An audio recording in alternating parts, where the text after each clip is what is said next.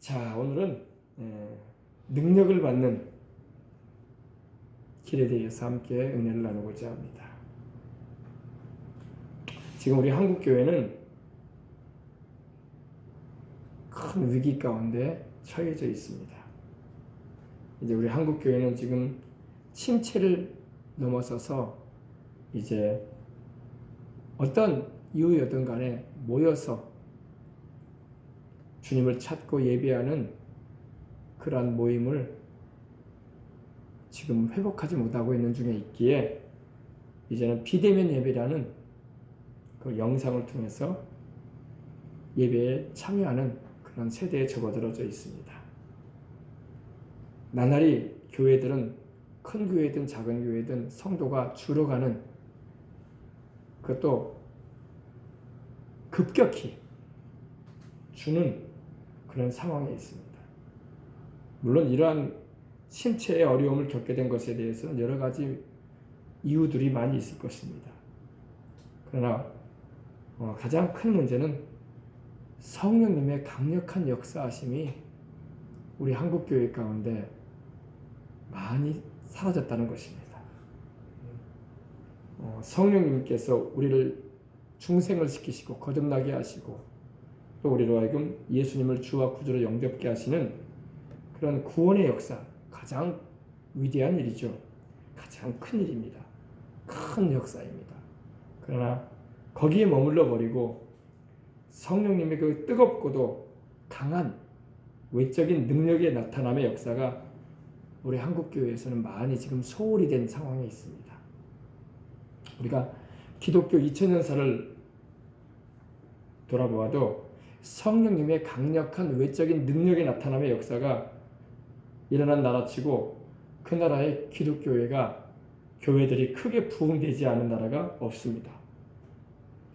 근데 반대로 성령님의 이러한 외적인 은사적인 능력의 외적인 역사가 서서히 불이 꺼져가듯이 사그러져간 나라치고 그 나라의 기독교가 뒷걸음질 쇠퇴하지 아니한 나라도 없습니다. 이러한 것은 복음의 시초인 복음이 처음 전파되기 시작했던 이스라엘부터 그랬어요. 그리고 복음이 유럽으로 들어가게 되는데 소아시아와 지금의 터키 지역이죠. 7교회, 계시록에 나오는 7교회가 있는 그 현장, 그리고 나아가서는 독일, 그리고 영국, 그리고 미국, 그리고 이제는 우리나라도 그러한 쇠퇴의 길로 지금 접어들어가는 것이 아닌가라는 그런 암울한 그런 상황 가운데 우리가 있습니다. 이걸 볼 때 우리는 성경이 진리라는 사실을 힘있게 뒷받침해주고 또 증거해주시는 성령님의 강력한 나타남의 역사, 이 능력의 역사야말로 우리 한국교회가 그동안 짧은 기간에 아시아에서 급격하게 부흥해왔던 방법이었다는 것을 우리는 알 수가 있습니다. 말씀이 바르게 잘 전해지는 것도 성령님이 주시는 은혜입니다. 그러나 그 말씀에 따른 표적과 이적과 능력이 나타나야지 더 기하급수적으로 더 폭발력 있는 복음 전파를 할 수 있어 왔던 것이 사실입니다.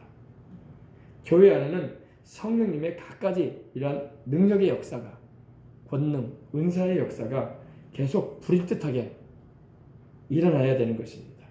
그럴 때 교회가 힘을 얻게 되고 영적인 영역이라고 하죠. 영적인 능력을 통해서 세상에 수많은 무신론과 진화론과 또 이런 공산사상에 물들어 있는 또 우상에 다른 신을 섬겨가는 이들에게까지도 참 하나님과 참 구주를 전하는 일에 우리가 쓰임을 받게 되고 교회로서의 사명을 감당할 수가 있는 것입니다. 그래야지 사명도 감당하는 것입니다. 여러분 알고 있는 것처럼 영국 교회나 유럽 교회는 이미 출석률이 2%, 5%라고 합니다. 다 태어날 때부터 그들은 어릴 때부터 침례를 받고 세례교인이라고 하지만 이제는 세례를 취소하는 그런 이들도 생겨나고 그전에는 거들떠보지도 않았던 우상 종교들의 마음이 쏠리고 이제는 그러한 의식을 통해서 하나님이 아닌 다른 신을 접하는 그런 상황 가운데로 젊은이들이 가고 있다는 것을 알 수가 있습니다. 천하보다 더 귀한 영혼이라고 일컬어지는데 사람의 영혼을 구원하는 일은 성령님의 역사 없이는 절대로 불가능한 일입니다. 하나님도 말씀하시기를 힘으로 되지 않는다, 능으로 되지 않는다, 나의 신으로 된다고 하셨습니다. 성령으로 하지 아니하고는 누구도 예수님을 주로 시인할 수 없다고 했습니다. 오늘 우리가 함께 살펴보게 될 그 내용 가운데 우리가 엘리사와 엘리야에 대하여 함께 보고자 합니다. 엘리사도 엘리야와 같이 하나님께서 자식에게 명하신 선지자의 사명을 마지막까지 잘 감당하고 주님 나라로 간 주의 종입니다. 하나님의 일에 온 힘과 온 마음을 쏟았습니다. 그러나 엘리사보다 갑절이나 많은 능력을 받은 그 제자 엘리사보다도 배나 힘들게 하나님의 일을 한 것을 볼 수가 있습니다. 그렇게 힘들게 주의 일을 했는데도 엘리사가 한 일보다 절반밖에 하지 못했어요. 성경을 보게 되면은 둘 다 똑같이 죽은 아이를 살립니다. 엘리야도 죽은 아이를 살리고 엘리사도 죽은 아이를 살립니다. 근데 엘리사는 엘리야보다 더 쉽게 죽은 아이를 살리는 것을 볼 수 있습니다. 엘리야는 크게 부르짖고 죽은 아이를 살리기 위해서 3번이나 엎드렸습니다. 부르짖어 기도했다는 것이죠. 그러나 엘리사는 큰 부르짖는 기도도 없는데도 죽은 아이의 몸에 2번만 엎드리고 기도했는데 그 아이가 바로 살아났던 것입니다. 그래서 우리는 하나님의 성령의 능력의 갑절의 은혜를 입은 엘리사를 통해서 이 한국교회가, 세계교회가 영적인 활력을 잃어가는 이러한 때에 회복할 수 있는 그런 계기가 되어야 할 줄 믿습니다. 성령님의 능력을 받아야 할 줄 믿습니다. 성령님의 능력을 받아서 주 예수님의 복음을 전하고 하나님의 살아계심을 담대히 전파하는 일에 쓰임받는 저와 여러분이 되십시다.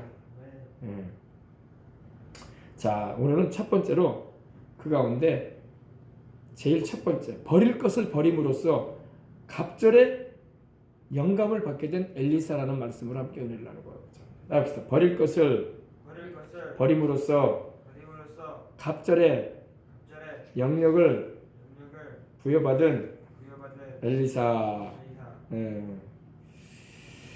자, 엘리사는 여러분 우리가 잘 아는 것처럼 갑절의 영역을 부여받은 사람입니다.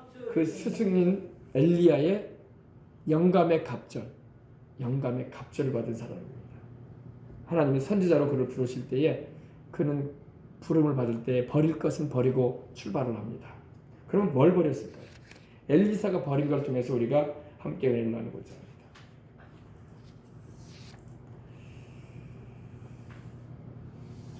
우리가 하나님께 쓰임을 받으려면 하나님께서 우리에게 주시는 연장이 있어야 돼요. 농부에게는 무슨 연장이 있어야 되겠습니까? 밭 갈 수 있는 곡괭이도 있어야 되고 또 흙을 파낼 수 있는 삽도 있어야 되고 또 추수한 곡식을 베어낼 낫도 있어야 되고 또 여러 가지 잡초들을 제거할 수 있는 호미도 있어야 돼요. 돌을 출해내기도 해야 되기 때문에 연장이 있어야 됩니다. 군인에게는 총이 있어야 되고 군복이 주어져야 되고 군화를 신어야 됩니다. 철모도 써야 되죠. 그것처럼 하나님께로부터 우리는 성령님의 은사를 부여받아야 되는 것입니다. 연장도 없이 싸움에 나가다가는 전쟁터 나갔다가는 다 죽습니다. 아무리 기운이 장대하고 체격이 좋아도 총 없으면 전쟁터에 나가서 빨리 죽어요. 버틸 수가 없는 거예요.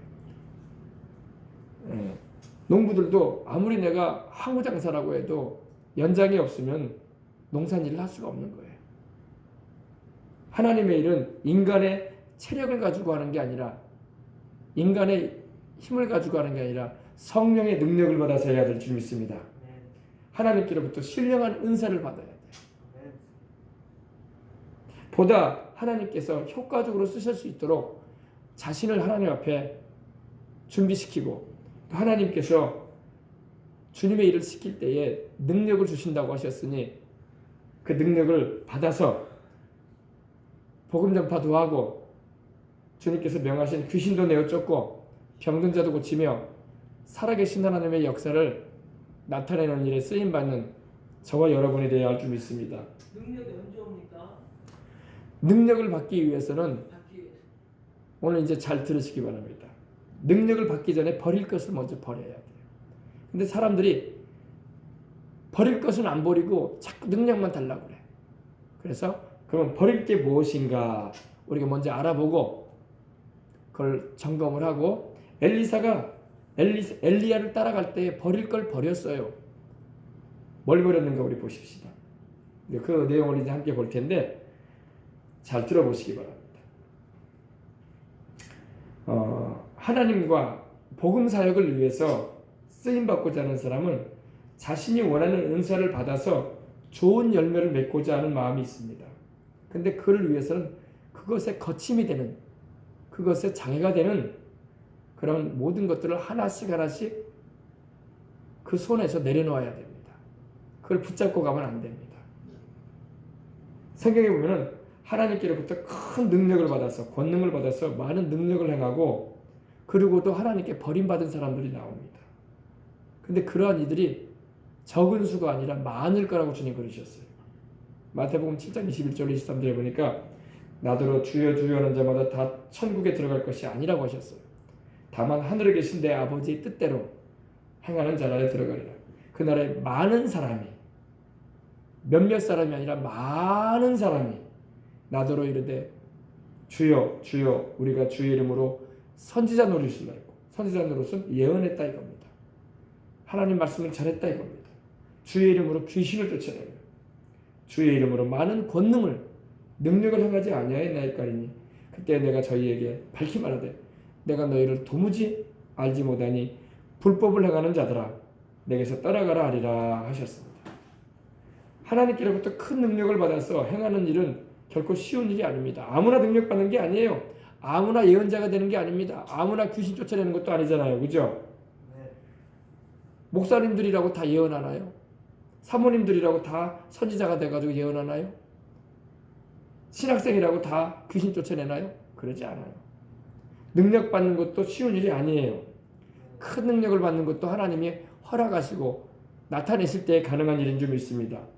그런데 그걸 넘어서서 그런 좀처럼 받기 어려워 보이는 그 능력을 받았는데도 또 능력을 행했는데도 왜 주님께로부터 이렇게 버림받는 일이 벌어지느냐?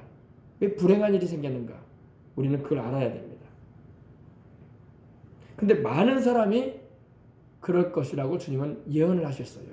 여기에. 예언서예요. 마태복음에 주님이 예언하신 겁니다. 그날이 언제입니까? 그날은 주님이 심판하시는 날이에요. 그들은 하나같이 주님께서 불법을 행하는 자들이라고 말씀하셨어요. 불법이 뭡니까? 법 없이 살았다 이들은. 법이 뭐예요? 하나님의 말씀대로 하지 않았다 이겁니다. 그것은 그들이 원하는 능력을 받기 이전에 먼저 버려야 할 것을 버리지 않은 채로 하나님의 능력을 받았기 때문에 그런 거예요. 버릴 걸 버리고 능력을 받으시기 바랍니다. 그릇을 깨끗하게 씻고 그 먼저 담아놨던 그런 세상적인 더러운 것들을 다 씻어버리고 거룩한 하나님의 능력을 받아야 할 줄 믿습니다. 버리지 않은 채로 하나님의 능력을 받아서 행했기 때문에 그들이 원하는 은사와 능력은 받을 수 있었을 거예요. 왜? 하나님은 부르짖었기 때문에 주님은 주신다고 하셨기 때문에 허락하십니다. 금식도 하고 부르짖어 기도하는데 하나님이 달라고 애걸하는데 주님이 주신단 말이에요. 근데 버리고 달라고 하시길 바랍니다. 오래전에 던져버렸던 하나님의 말씀에 위배되는 말씀에서 벗어난 그런 다른 무엇들을 다시 취하였기 때문에 그들은 불법을 행하는 자들이 되었던 것입니다. 또 능력을 받은 이후에 이전에는 가져보지 않았던 어떤 성격적인 욕심을 따라 행하기 때문에 그럽니다. 그래서 타락하는 겁니다.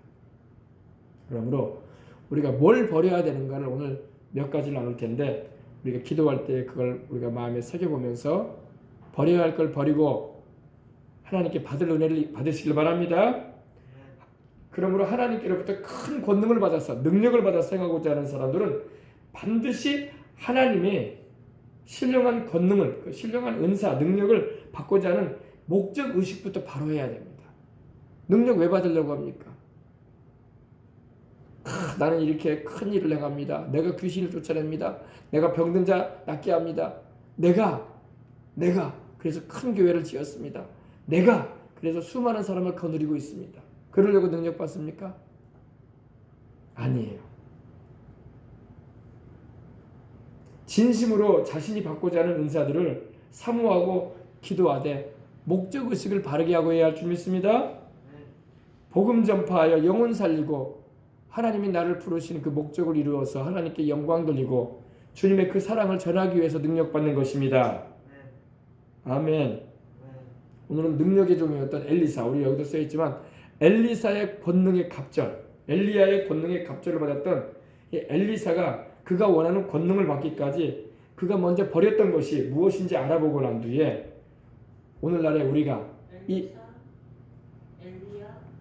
엘리야의 영감의 갑절을 받은 사람이 엘리사인데 엘리사가 뭘 버렸는가를 보십시다. 능력은 그럼 엘리사가 더 많았네. 그렇죠. 갑절을 받았으니까. 그렇죠. 2배로 받았으니까. 성경은 엘리야르가 더 많이. 엘리야의 심령은 바로 백성들을 하나님께로 돌이키게 하고자 하는 그 간절한 열망이에요. 예수님께서 한 번은 복음을 전하시는 중에 하루는 갈릴리에서 떠나 요단강 건너 유다 지경에 계실 때에 한 부자 청년이 예수님께 나와서 선생님, 내가 무엇을 행하여야 영생을 얻을 수 있겠습니까? 라고 여쭈었습니다. 그때 예수님은 그에게 몇 마디 말씀을 들려주신 후에 너에게 오히려 부족한 한 가지가 있다 하시면서 가서 너에게 있는 것을 다 팔아서 가난한 자를 주어라. 그리하면 하늘에서 보화가 내게 있을 것이다. 있으리라. 그리고 그 다음에 나를 따라와라. 이렇게 하셨어요. 그러나 그 청년은 주님의 말씀을 불순종함으로 마음에 근심하며 떠나갔다고 되어 있어요. 생명의 주님을 만나서 아름다운 주님의 제자가 되는 약속까지 받았으나 그 마음이 주의 말씀이 아닌 세상의 재물에 이끌림으로써 기쁨이 아니라 슬픈 기색을 띠고 근심만 더한 채 주님을 떠나버리고 말았던 것입니다. 이게 마태복음, 마가복음 10장 1절로 22절에 나옵니다. 만약 그 부자 청년이 그때에 주님의 말씀에 순종하여 자기의 재물을 주님 말씀하신 대로 가난한 자들에게 다 나누어주고 주님을 뒤를 따랐다면 베드로 정도까지는 못 되었을지라도 엄청난 능력을 행한 빌립 집사와 같은 하늘의 보화를 받았을지도 모릅니다. 이러한 일은 예수님 당시에 주님을 따르던 이들뿐만 아니라 오늘날에도 계속되어져야 하는 흔한 일입니다.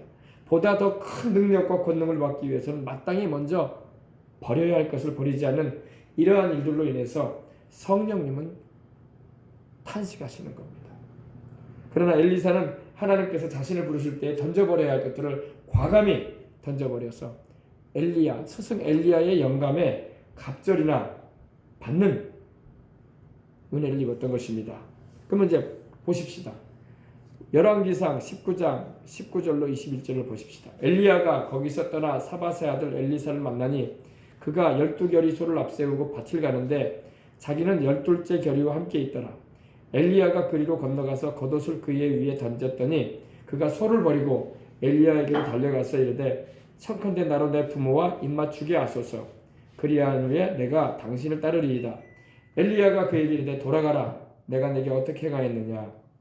엘리사가 그를 따라 돌아가서 소 한 겨리를 취하여 잡고 소의 기구를 불살라 그 고기를 삶아 백성에게 주어 먹게 하고 일어나서 엘리야를 쫓으며 수종 들었더라. 아멘. 자, 이제 보십시다. 이제 엘리사가 능력을 받기 위해서 엘리야를 따르는 장면이 나옵니다. 선지자로 부름을 받아서 엘리야를 따르는데 후에 영감의 갑절을 받는 주의 종이 되죠. 엘리사는 자신이 원하는 엘리야의 영감의 갑절의 능력을 받는 종이 되기까지 자신에게 장애가 되는 것들을 어떻게 버렸는가에 대해서 오늘 우리가 이 말씀을 통해서 살펴봅니다. 엘리사는 나중에 자기의 스승된 엘리야를 통해서 너는 이스라엘의 선지자가 되라. 내 뒤를 이어 이스라엘을 위하여 일할 수 있는 하나님의 사람이 되라고 부름을 받습니다. 근데 이것도 하나님께서 엘리야에게 이미 미리 엘리사를 내 후계자로 세우라고 하셨던 말씀대로 행하였던 것입니다. 엘리야가 자신의 겉옷을 걷어서 밭을 갈고 있는 엘리사의 머리 위에 던집니다. 그죠? 던지게 됩니다. 그러면서 이건 뭐냐? 너는 나를 대신하여 이제 이스라엘 민족을 위해서 우리 민족을 위하여 일하라. 그리고 너는 선지자로서 하나님 말씀을 전하는 자가 되라고 아주 상징적이고 효과적인 방식으로 겉옷을 던져준 것입니다. 이에 엘리사는 엘리야의 뜻을 알아차리고 즉시 그에게로 가서 자신으로 하여금 그 부모와 작별의 입맞춤을 인사를 하고 와서 엘리야 당신을 따르게 해달라고 부탁을 합니다. 그러나 그의 이러한 부탁은 엘리야에게로부터 책망을 듣습니다. 돌아가라. 내가 내게 어떻게 행하였느냐. 이거는 무슨 말입니까? 내가 너에게 선지자의 직분을 하나님의 명을 받아서 나를 대신하여 내 뒤를 이어 그 일을 하게끔 하나님이 너를 불러내시는데 너는 인간적인 생각을 먼저 하고 있느냐 하면서 돌아가라라는 것은 없던 일로 하자 이 말이에요. 없던 일로. 단호한 것입니다. 하나님의 부름을 받은 이상 마땅히 버릴 것을 버리지 않을 가운데 자신에게 나오는 엘리사의 말에 돌아가라고 했던 것입니다. 돌아가. 내가 너한테 행한 것이 무슨 일인지 알고 있느냐? 이걸 알고 있는 겁니다. 부모조차도 가정조차도 주님을 섬기는 부름에 부딪히게 되면 뒤로 할 수 있어야 된다는 것입니다. 이게 첫 번째 버리는 거예요. 부모를 버린다는 말이 이상하게 들리지만 가족관계조차도 뒤로 할 수 있는 하나님을 위해서 쓰임받기 위해서는 가족도 중요하고 부모 형제도 자식도 중요하지만 먼저 하나님을 위할 줄 알아야 된다는 것입니다. 하나님을 첫 번째로 퍼스트로 하나님을 제일로 여기지 않은 사람은 주의 종의 길을 갈 수가 없습니다. 하나님은 그런 사람을 기뻐하지 않아요. 우리 예수님께서도 복음을 전하실 때에 은혜를 받은 많은 사람들 중에는 주님의 부르심을 받고 자신의 모든 일을 버리고 오직 주님만을 따라다니며 주의 일에 일생을 헌신하고자 하는 사람들이 여럿 있었습니다. 근데 그들 가운데 어떤 사람이 이런 말을 했습니다. 내가 주님을 따르리이다마는 나로 먼저 가서 내 부친을 장사하게 하소서. 내 부친이 죽은 후에 내가 따르겠습니다. 그랬어요. 나로 먼저 가서 내 가족과 작별 인사를 나눌 틈을 주소서. 부탁의 말씀을 드리는 자들이었습니다. 주님은 그들의 부탁의 말씀을 들어주지 않으십니다. 손에 쟁기를 잡고 뒤를 돌아보는 자는 하나님 나라에 합당치 아니하다.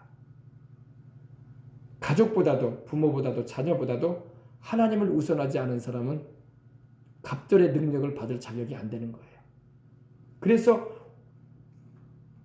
얼마나 하나님께 쓰임받는 분들을 자세히 보면은 그들은 다 뒤를 보내요. 그리고 하나님 섬기는 것을 가장 우선으로 여긴 걸 볼 수 있어요. 왜? 하나님의 종으로 부름받았으니 가족을 섬기는 것도 좋고 자식을 돌보는 것도 좋고 이웃을 돌아보는 것도 좋지만 그거보다 하나님을 먼저 섬기는 게 나의 부름이라는 걸 알았던 것입니다. 손에 쟁기를 잡고 뒤를 돌아보는 자는 하나님 나라에 합당치 않는다. 쟁기는 언제 잡습니까? 쟁기는 밭일 나갈 때 잡는 거예요. 밭으로 일 나가라고 명을 받았으면 밭으로 나가야지 자꾸 집안을 돌아보면 안 되는 것입니다. 밭을 향해서 나가야지. 일을 털어 나가야지. 이와 같이 엘리야도 자신의 부모와 먼저 작별 인사부터 나눈 후에 엘리야를 따르겠다고 말하는 엘리사에 대해서 책망을 하는 겁니다. 돌아가. 내가 내게 어떻게 행하였느냐. 이렇게 행한 것은 엘리야가 행한 게 아니라 엘리야를 보내서 하나님께서 행하신 일입니다. 하나님께서 너를 부르셨는데 너는 지금 집안일에 관여하고 있느냐? 물론 우리가 여러분 집안도 돌아보고 가족도 돌아봐야죠. 자식도 돌봐야죠.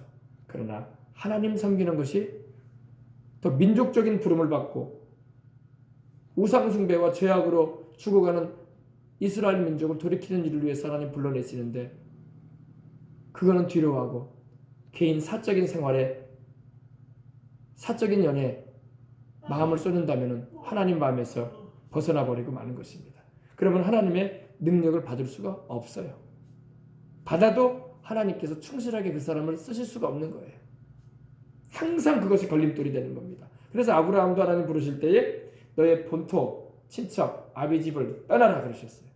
내 고향도 떠나고 아버지 집, 친척 집, 친척도 떠나고 내가 내게 지시할 곳으로 가라고 하셨던 겁니다. 주님이 부르시면 떠날 수 있는 그런 사람이 되어야 할 줄 믿습니다. 이런 엘리사의 단호한 행동을 보고 엘리사는 어떻게 합니까? 엘리사는 그 발걸음을 돌이켜서 엘리야를 따라가되 그 부모에게 작별 인사도 안 합니다. 작별 인사했다는 말씀이 없어요. 작별 인사도 없이 그 즉시로 소 한 결이를 잡고, 소 한 결이는 2마리입니다. 소 2마리를 잡고 그 기구를, 쟁기나 이런 거 나무로 된 거죠. 기구를 불살라서 그 이웃 사람들에게 고기를 삶아서 먹게 해주고 그리고 나누어주고 곧장 엘리야를 쫓아갑니다. 이러한 엘리사의 단호한 행동을 보고 엘리야는 그를 자신의 제자로 삼아 훈련시키게 되는 것입니다. 우리는 이 장면에서 능력의 종 엘리사는 자신이 원하는 권능의 종이 되기까지 거침이 되는 모든 것을 버리되 첫 번째 그의 직업을 버렸습니다. 그는 농부였어요. 그는 가난한 집의 농부도 아니었어요. 소를 24마리나 끄는 분홍의 아들이었습니다. 이제 그는 머지않아 아버지의 뒤를 이어 가업을 이어가고 그 밭농사와 그 당시에 소를 24마리나 이렇게 소유하고 있었다는 것은 그가 집안이 부유했다는 것입니다. 부유한 그런 좋은 직업인데도 불구하고 그는 직업을 버렸다는 것입니다. 그리고 조금 전까지도 소중히 여겼던 소를 잡았습니다. 농부에게는 소가 제일 중요해요. 소 없으면 농사를 못 짓거든.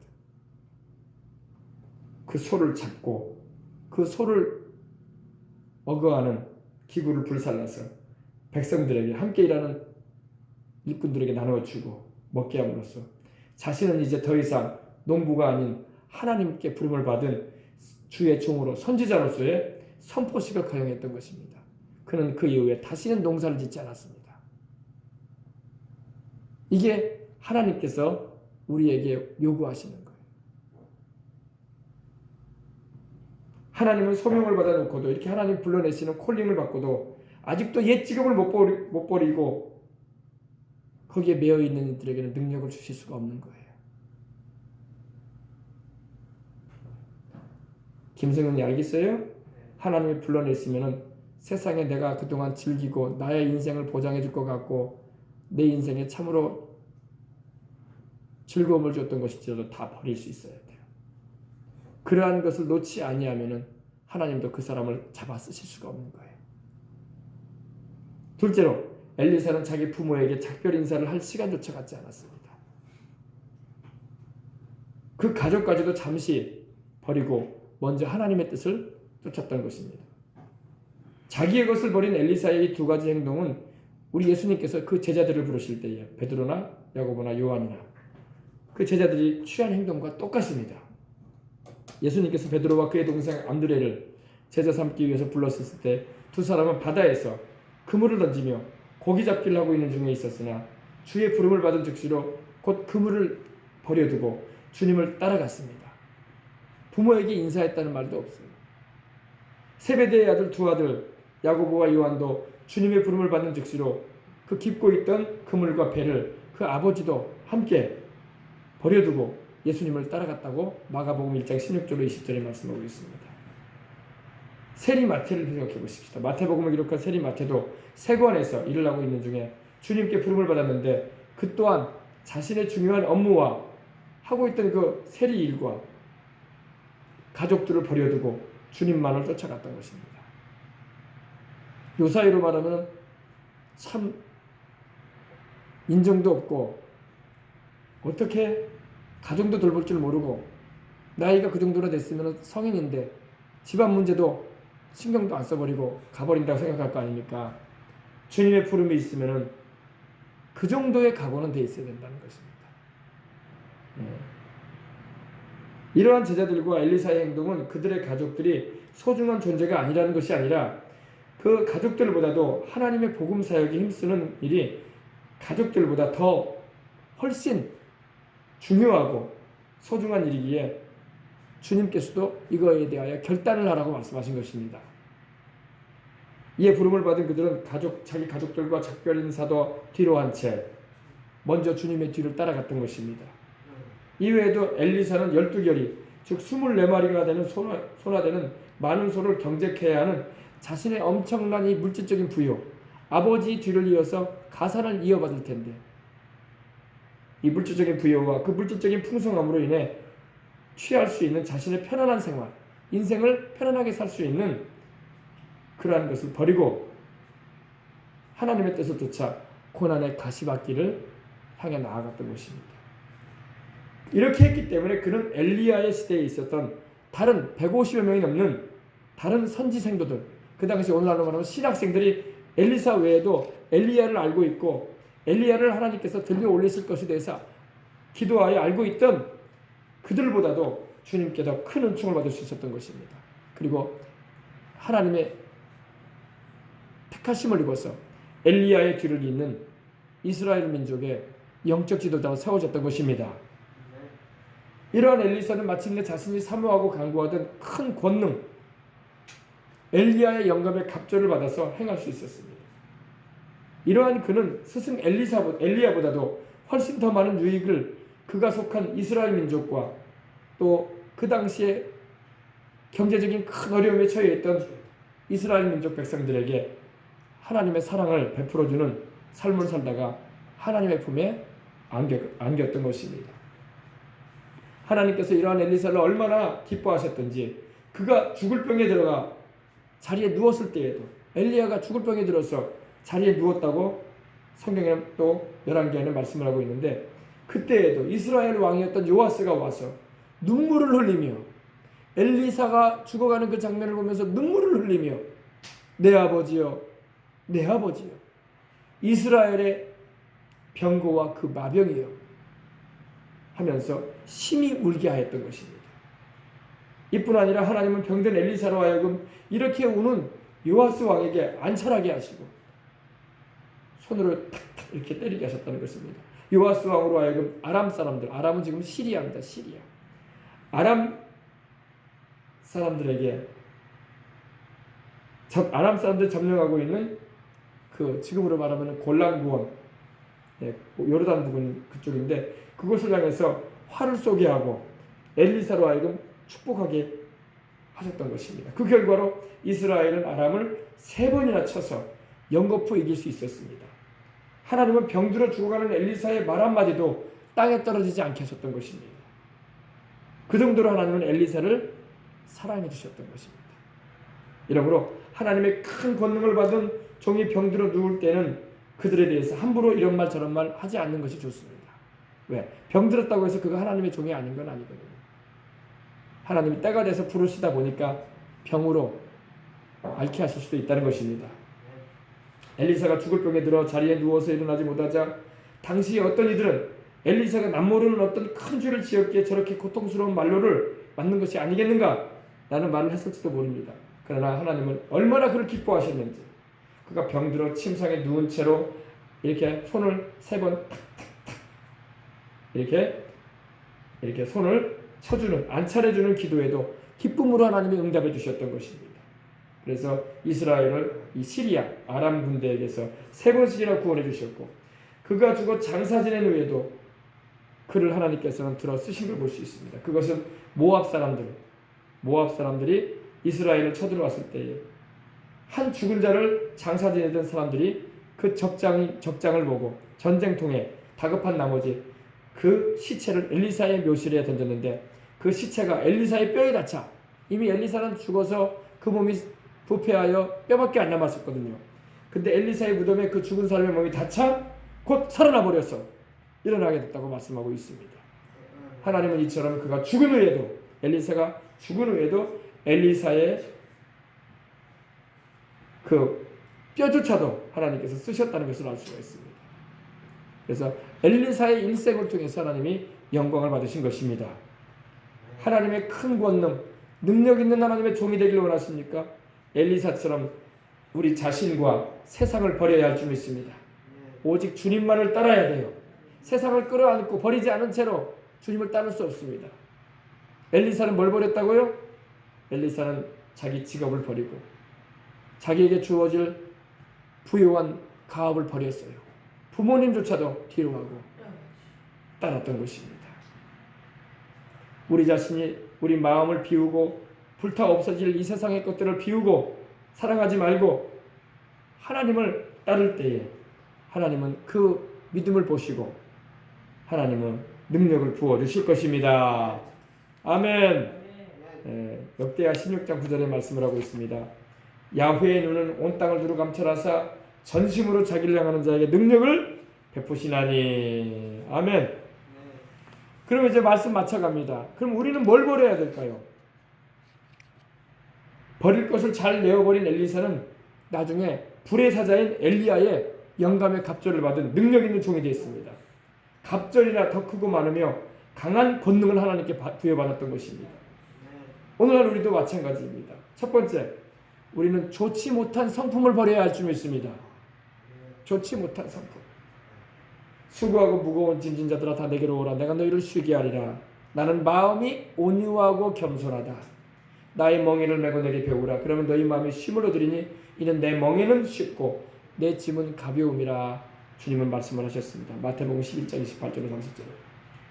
우리의 눈에 보이는 사람의 얼굴 모습이 제각기 다른 것보다 더 다양한 모습들은 눈에 보이지 않는 그 각 사람의 성품입니다. 그 속에 있는 성품, 성격들입니다.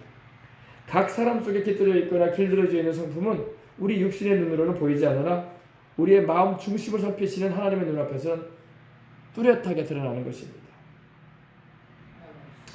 그 육체 속에 하나님의 속성을 그대로 간직한 채로 이 땅에 오셔서 복음을 전하시던 우리 예수님도 당시의 사람들을 몇 가지 짐승으로 비유해서 그들을 지칭하기도 하셨는데 우리가 제일 잘 아는 바로는 양과 염소에 대해서 주님이 말씀을 하셨어요. 하나님께서 어떤 사람은 양이라고 하시고 어떤 사람은 염소라고 하시고 어떤 사람은 또 여우라고도 하셨어요. 여우라고. 하나님의 아들 예수님의 눈에는 그의 백성들이 하나님을 섬긴다고 하나 어떤 이는 순한 양의 모습으로 비춰지기도 하고 어떤 이는 고집이 세고 뿔을 가진 염소의 모습으로도 비춰졌으며 어떠한 이들은 주님께서 뱀과 독사의 새끼라고 할 정도로 간교한 뱀과 독사로 그 눈에 비춰지기도 했으며 어떤 이들은 그가 하나님의 종으로서 양을 먹이는 목자라 하나 실제로는 양의 탈을 쓴 노략질하는 이리로 보셨기도 하셨습니다. 헤롯과 같은 정치인은 여우라고 주님 부르셨어요. 여우라고. 팍스, 여우. 이에 자신을 찾아 죽이려고 하는 헤롯을 향해서 저 여우에게 이르되 오늘과 내일 내가 귀신을 쫓아내며 병을 낫게 하다가 제3일에는 완전하여지리라 하라.